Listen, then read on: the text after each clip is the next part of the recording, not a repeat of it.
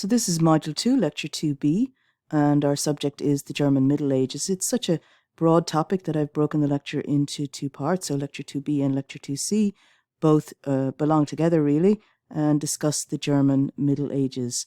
One is more of an overview and one looks at some specific political structures and the figure of Barbarossa. We talked about the early, very early Middle Ages, a period often called the Dark Ages, misnomer, in the last lecture. So this lecture we're covering the period from about 800 to about 1500, and you'll notice that the year 800 is the year that Charlemagne was crowned Holy Roman Emperor. So we're going to talk about how important the Holy Roman Empire became during this period. We're also going to cover some other questions, including the fact that we divide the period from about 800 to about 1500 into the early Middle Ages, the High Middle Ages, and the Late Middle Ages. I'll give you a bit of an overview on that, and I'll also explain how we can associate different phenomena, different developments with each of these three phases. So where did the Crusades fit? Where did the rise of cities and the rise of commercial trade, the Black Death, the Hanseatic League, Emperor Barbarossa, and so on. So many of these phenomena of the Middle Ages, we're going to see how they fit into this long period. This is one of the lectures where we're covering an enormous period of time. You have to see this as a kind of background for the history of German culture. Knowing some of the details, some of the basics about German history before 1500 is really important for understanding what came afterwards. And so that's why we're writing roughshod over history in many ways. We're shortening it appallingly, but I'm giving you a taste of basically where the big things fit. The Middle Ages is a kind of a weird phrase, right? Middle what? Between what and what? No period would call itself the middle anything because they don't know what's coming next. So the Middle Ages, the medieval means middle age. Why and when did this name get attached to such a huge period of time?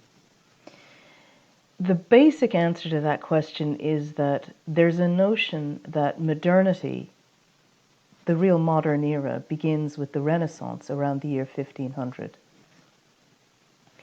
And that the Renaissance, this moment of early modernity out of which we grow, brought an end to a phase that was not modern. That's the idea.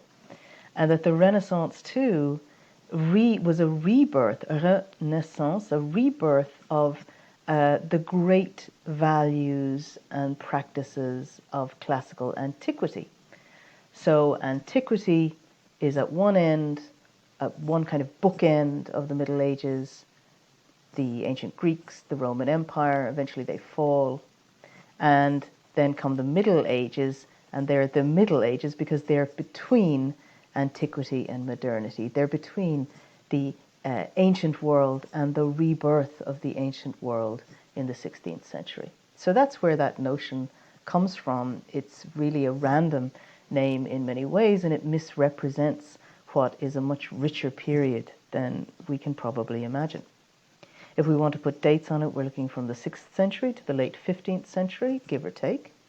And if we want to be super specific, which I don't think is necessarily a good idea, we could say that it's the moment from the end of Rome, right, and the end of the Great Migration period. So it begins with a kind of stability in Europe represented by, let's say, the Frankish kingdom becoming dominant. And it ends with the Reformation. You could argue that it ends with Martin Luther nailing theses to the church door at Wittenberg in 1517. So that's one way you could say put bookends on the Middle Ages. Another way would be you might say it ends with the fall of Rome in 476 and it comes back, something new, something modern happens in 1436 with the invention of the printing press. And we'll talk more about this in our next class in Wednesday's material. You could also say that modernity begins with the discovery of the New World. That is, the voyages, the navigation around the globe that opens up so much of the planet to European to the Europeans. Again, we'll talk about that a little bit more in the future. So there's many ways of trying to put specific dates on it, but just keep in your head the Middle Ages. That's the period between the fall of Rome, around 500, and the rise of the modern world, the Renaissance, this new era of learning in the 15th, 16th centuries. What are some of the main features of this period? It is pre-Reformation Europe. Okay, so that's important to remember. So Christianity is unified in a way that it isn't unified after the Reformation. So after the Reformation, we have the Roman Catholic Church still as a powerhouse, but we also have the Lutheran faith, the Calvinist faith, and the various other offshoots of Reformation Christianity. So during the Middle Ages, there may be some movements sometimes to reform Christianity, or there may be some movements to change the Catholic Church. It's not like the Catholic Church stays static all of this time, but there is a pervasive daily dependence on Christianity at all levels of society. So we have to think of the Middle Ages as a period that is thoroughgoingly Christian in Europe, and certainly in German-speaking Central Europe. Languages that are common when we look back at the material that's left to us from the Middle Ages, the material, the things that people wrote, tends to be left back to us in Latin. So Latin is a kind of lingua franca, a shared academic and language of the elite during the Middle Ages, and to a certain extent ancient Greek is being rediscovered and also being used during this period. Christianity gives people a unified view of the world and of their place in the world. And the other thing that kind of gives them that sense of their place in the world is the feudal economic system, which we'll talk about in a minute. But what we can certainly say about the average individual of the Middle Ages is that they believed that they had a place in society, that they fit in society, that was a kind of God-given place for them. So that kind of unified view of the world is a common thread of medieval culture. When do we first see this term Middle Ages? This is what I'm trying to say. During a period, nobody ever would describe their own period as being in the middle of anything, because you don't know what's coming next. So we first see this idea of a medieval era pop up in texts from the 14th century, but it's in the 17th century, in the 1600s, that scholars adopt the term, and they kind of give it a negative connotation. They kind of think of this whole period between the end of the Roman Empire around in the first 500 years of the Christian era and the Renaissance of antiquity that happens around 1500. So that 1,000 years is seen as kind of a dark period, unmodern, and that gets this negative connotation initially.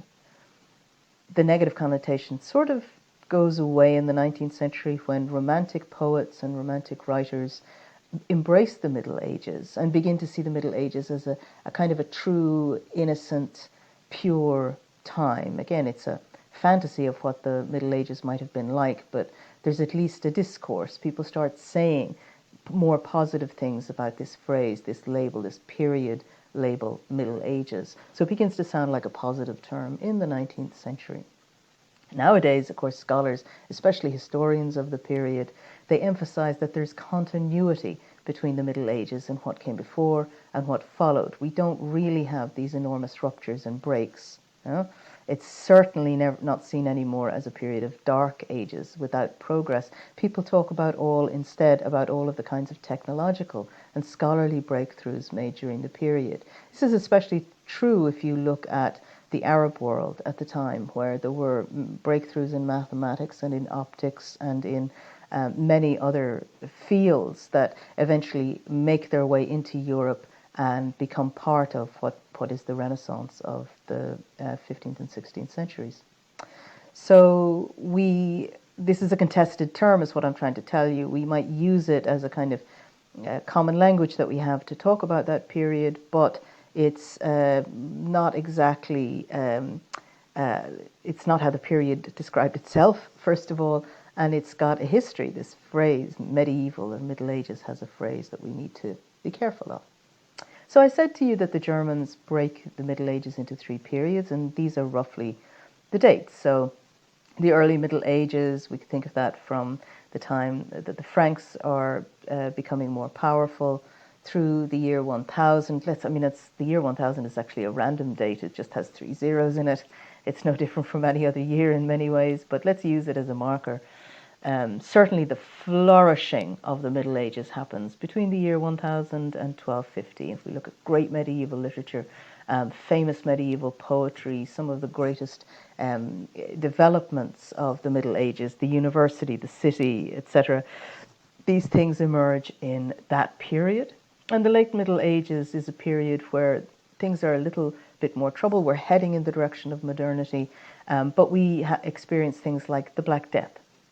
So that's a sort of frame of reference for you, and I'm going to give you some, as I say, some things that you can associate with the early Middle Ages, with the High Middle Ages, and with the late Middle Ages in German-speaking Central Europe. So the early Middle Ages sees the Christianization gradually of most of Europe. The Frankish Empire, we talked about it already, is the center of power during this period. The Vikings are active during this period. So these are the years when the Vikings settle northern Europe and Newfoundland, we know now, period between maybe 750 and 1050. So I was born in Dublin. Dublin was founded by the Vikings around the year 900, 980, depending on who you listen to. In any case, this is when the Vikings are most active. Here's a map that you can look at your leisure. What's striking about it is that in the 8th century we see how small, this isn't just Vikings, this is Norsemen, this is all of the Scandinavians who get labeled Vikings, as it were, with time. So they're pretty much where you might expect to find them in the 8th century, in the 700s. And they begin to expand through the 9th and 10th century into what here we can see into what's red, so starting to come into England and parts of Ireland, parts of Iceland.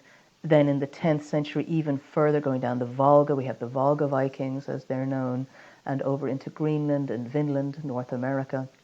And finally, by the end of the 11th century, they're less powerful than they were, but we still see that they've expanded to all kinds of parts of Europe, and they have influence, or they have commerce and traffic with so many other parts of Europe, including Al-Andalus. So very powerful for that period. This is also the period of the beginnings of the Holy Roman Empire. I referred to it last time, talking about Charlemagne being made emperor of this new Christian empire that is seen as the follower, the one that takes up the power and the strength and the might of the Roman Empire in the year 800, an empire that has the blessing of the Pope, and that creates a socio-political phenomenon that lasts almost 1,000 years, with the Pope and the Holy Roman Emperor working together, ruling Europe, ruling a thoroughly Christian Europe, especially in the Middle Ages, the High Middle Ages. I told you that it has a bit of a split around the year 843 because of Charlemagne's grandsons splitting up what had been the Holy Roman. It wasn't called the Holy Roman Empire yet, but we look back at it and we say, yes, that was the Holy Roman Empire, the Empire of the Franks. But along comes Otto in 962, and he starts again this unification process, and we end up with a veritable Holy Roman Empire. The High Middle Ages that was the early Middle Ages, Vikings and so on. During the High Middle Ages, the year 1000 to 1200, we see the development of the culture of courts. There are courts that are becoming more and more elite all over Europe, and at these courts we have knights, and the culture of knighthood, this culture of chivalry, and all of the trappings that go with it, jousting, tournaments, the literature of chivalry and so on, that comes into being in this short but amazing period that is the High Middle Ages. This is also the height of the power and unity and hegemony of the Holy Roman Emperor. So these are the most powerful of the Holy Roman Emperors, and we'll look at one, a guy named Barbarossa, soon. The Holy Roman Emperors at this point are also all part of the German-speaking world. So when we're talking about the Holy Roman Empire, we're also talking about a kind of German empire. This is the height of the era of pilgrimage. I wish I could go into more detail on that. It's so fascinating. I'm going to show you a map in a minute so that you see some of where pilgrims are beginning to move, but it goes hand in hand with the rise of commerce at the time. So there's much more movement of people, and there's much more movement of money as well. This is a little map of some of the most important pilgrim routes at the time. London, you see up here. Canterbury was an important pilgrimage site. There, the bones of Thomas à Becket, St. Thomas à Becket, were, and people would go and venerate the remains of saints at these places. Most important sites for pilgrims were Rome, obviously, where they can see the Pope, and they can also see the place where St. Peter is supposed to be buried, and even more important, Jerusalem. So they would have to sail at some point to get down to Jerusalem. Jerusalem is where is seen at the time in the medieval era as the center of the universe, right? So if you look at maps of the world and of the heavens during the medieval period, you often see that at the very center is Jerusalem, because this is the place associated with Jesus and with God coming to earth and so on. So it's seen as the center of the universe, and that's where people wanted to go. If you went on pilgrimage, you got certain kinds of benefits, religious benefits from the church. So your sins might be forgiven if you did a pilgrimage to Rome and said certain prayers at certain churches and so on. A pilgrimage that people still take to this very day is the pilgrimage called the Way of St. James, or Santiago de Compostela, which takes you way off here into the most western part of Spain, where, according to legend, the bones of St. James, Santiago, are buried. So that's an enormous social change. People traveling in a way that they never had before.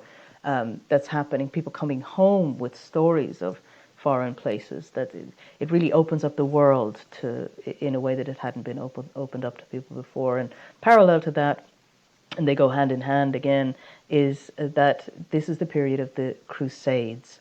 With this veneration of the city of Jerusalem in Christianity, there comes a moment where Christians say that the city of Jerusalem ought to be a Christian city, and so with the blessing of the Pope in 1096, a group of people, of princes, of nobles, of kings even, and certainly of knights, they make their way towards Jerusalem on the First Crusade. So here's a map that shows, again, I wish we had a whole semester to talk about the Crusades, but we don't, to show some of the most important Crusades. The First Crusade in 1095, I misspoke, 1096. It's declared in 1095, it really gets underway and people move in 1096, but 1095 to 1099 takes people from all over Europe to Jerusalem. There's a Second Crusade, a Third Crusade, and a Fourth Crusade. There were other minor crusades too during this period, but these are the main four crusades. We're going to come back to the Third Crusade later today, because the Third Crusade is led by the German Holy Roman Emperor Barbarossa, and he dies, in fact, on the way to the Holy Land on the Third Crusade. But again, just like pilgrimage, if you look at this map, you're beginning to see, well, there's a lot more movement and a lot more traffic of people throughout Europe in a way that we think of people as having static lives in the medieval period, and they don't. The average person could actually move from place to place and did move from place to place. And so long-distance trade is something that ties these things together too. and we begin to see a transition from a barter economy to a more modern monetary system. So we see the first banks are founded in Genoa and in Venice, especially at the time, and the concept of foreign exchange arises, because how else are you going to be a wealthy person who's leaving, let's say, Paris, and be assured that by the time you land in Acre, for example, or in Damascus, you're going to have access to money? Well, some of these great knights, groups of knights like the Templars, for example, or the Hospitallers, they were also bankers. So you could arrange to bring letters with you that meant that you were guaranteed the knights, the Templars, let's say, in Paris guaranteed that you had so and so much money. So the Templars, the other members of their organization in Acre, let's say, would give you that money based on the fact that you had letters with you that proved that you had money. So that kind of thing is very new, and that kind of thing means we see the rise of banking, and we see trade, foreign exchange, and so on becoming more and more established. This also is the period where we see the rise of cities. So if you look at a map of Europe, or of German-speaking Central Europe, let's say in the year 900, you don't see very many settlements that are dense. The denser settlement happened earlier in places like Egypt and in places like Mesopotamia. It comes later to, even in Al-Andalus, it comes later to a lot of parts of Central Europe. So between 1100 and 1300, we see lots and lots of cities and towns get founded. And so the idea of a Bürger, a person who lives in a city or in a town, which is the German word related to the French word for the bourgeoisie, the Bürger. We begin to see Bürgermeisters, the idea of a mayor of a town and so on, emerging in this period. Also guilds, that is, groups of people who all practice the same trade, who are all members of the same organization, and maybe that organization has a building in the center of the city that's like their club, and they also control how people become apprenticed within that trade, and everybody pays like their membership fee to be part of the guild, and that brings a lot to enrich the life of these new cities. We also then, so that's the High Middle Ages. By the Late Middle Ages, we see some even more powerful commercial groups, including the Hanseatic League.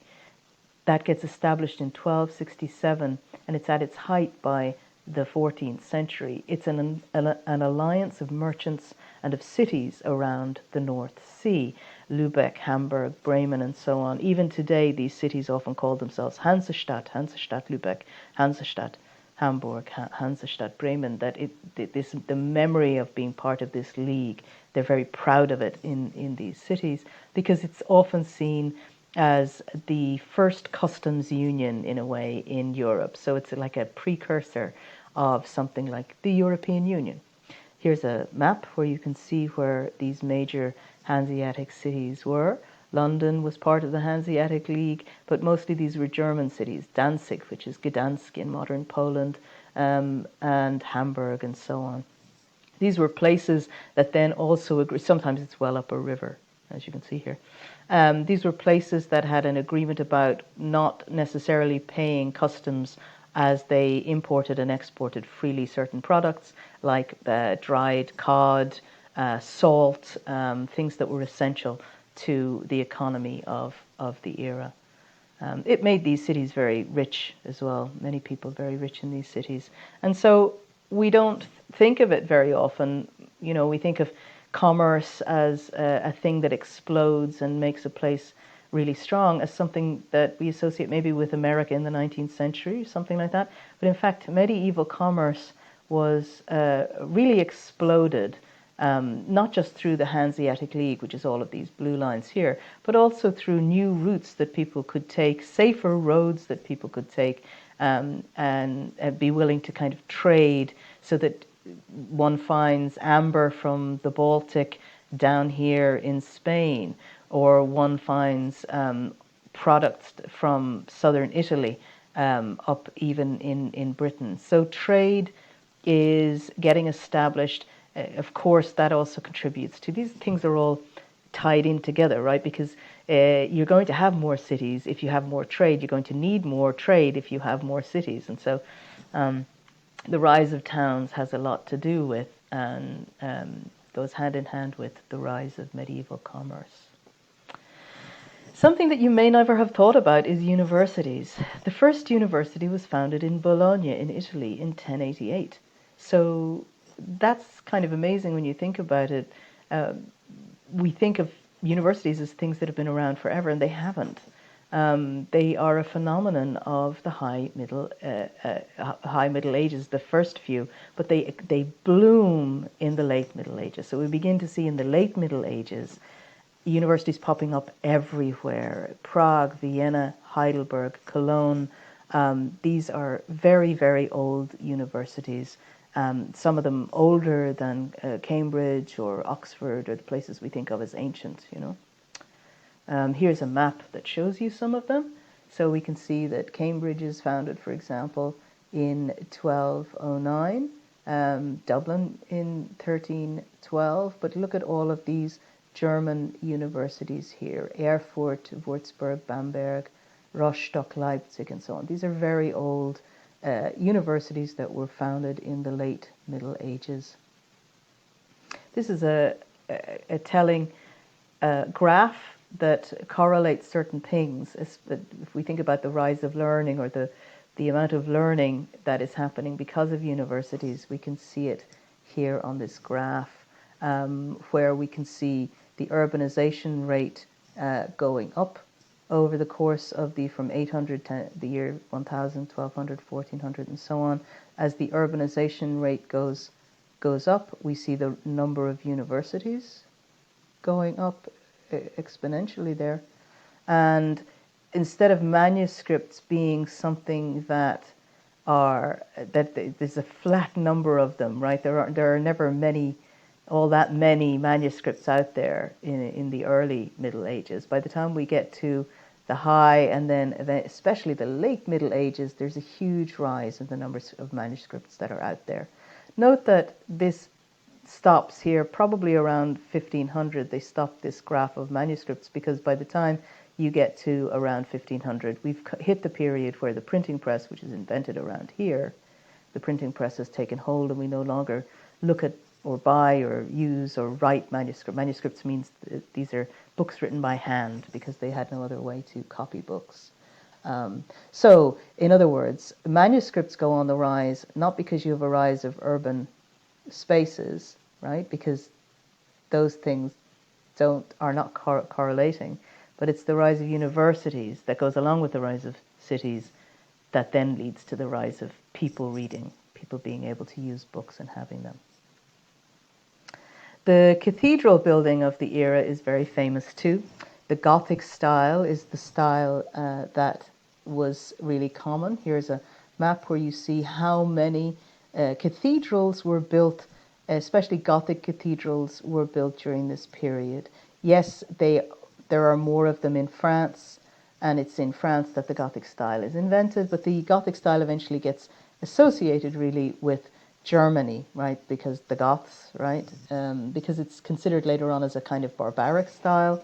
By the time you get into the modern era, it's that medieval style. It's gone out of fashion now. So it's considered kind of barbaric, so it gets this nickname, Gothic, and the nickname has stuck, and we've lost the idea of a negative association with the Gothic. But these famous Gothic cathedrals start popping up all over in the late Middle Ages. They replace the churches in the Romanesque style. So the Romanesque style has a rounded arch, and these are kind of squat, small buildings with lots of heavy walls and not very many windows. The Gothic was a revolutionary because they figured out that by managing how the weight of the structure is carried and how the tensions of the structure are moved away and sort of carried by columns they realized that they could build higher. They didn't have to have such heavy walls, and they could let more light into the buildings. So that the effect of this style is to make buildings taller, more magnificent, and brighter. Right. The trick of the architecture is pointed arches, and the structure beneath the ceiling also being a robust set of pointed arches means that you channel the weight of what is being supported from above down out to the columns at the sides of the arches, and then eventually they also develop what are called flying buttresses, that is, load-bearing columns that are outside the building that again contribute to the building feeling bigger and more spacious and more bright and light. Here we see that in kind of a design showing how the pressure is changed in the new Gothic design. This is the period that we associate most strongly with it.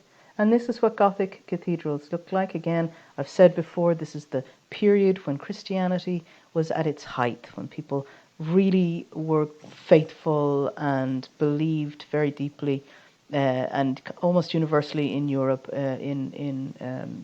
certainly in German-speaking Europe, in God. And so this is a period where people are trying to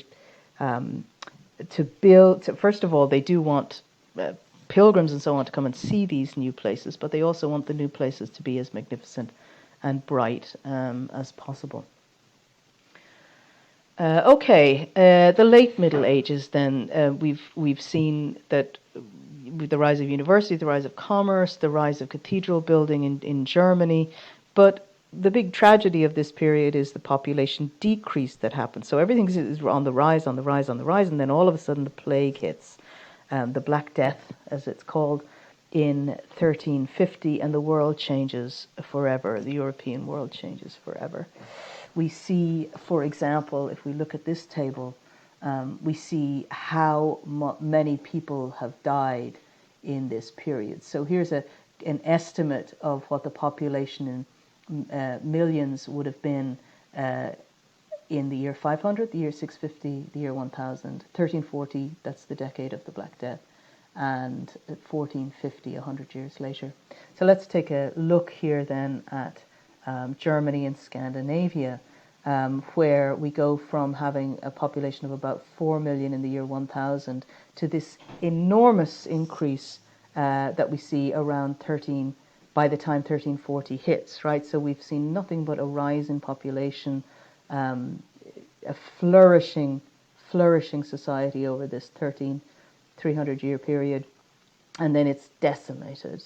It goes down to 7.3 by the time we next have a valid count, but even lower than that probably after the year 1340. So 1340 is the high point of the population of Europe, and it then dips very seriously because of the Black Death. In some parts of Europe, villages get deserted, right, and people leave villages because there's nobody left to actually really make the village work. And so we go from a rise in the number of places being established to a certain kind of decline, at least in smaller villages and towns. So that's the fairly dramatic thing that we see in the late Middle Ages. On the other hand, we see it becomes an age of exploration. So we see this is part of this myth somehow that the discovery of the New World in 1492 is the great watershed. So somehow before 1492 there wasn't great exploration going on or something like that, but there was. The age of exploration is a phenomenon of the late Middle Ages, not just of the Renaissance and of modernity. It begins when we think of Marco Polo in China in the 13th century, Prince Henry the Navigator going along the west coast of Africa. So the Portuguese obviously have a huge role to play here. In 1420, Diaz goes around the Cape of Good Hope in 1488. There's new ship designs, new navigational instruments. People have new ways of creating maps. Map making hits a huge new peak in this period. And so there's an awful lot going on that makes this a very positive time. And so to look back on it. And imagine that it was a very dark time is really to miss out on much of what was happening. Okay, you can continue listening to the lectures on the German Middle Ages by looking at lecture 2C now.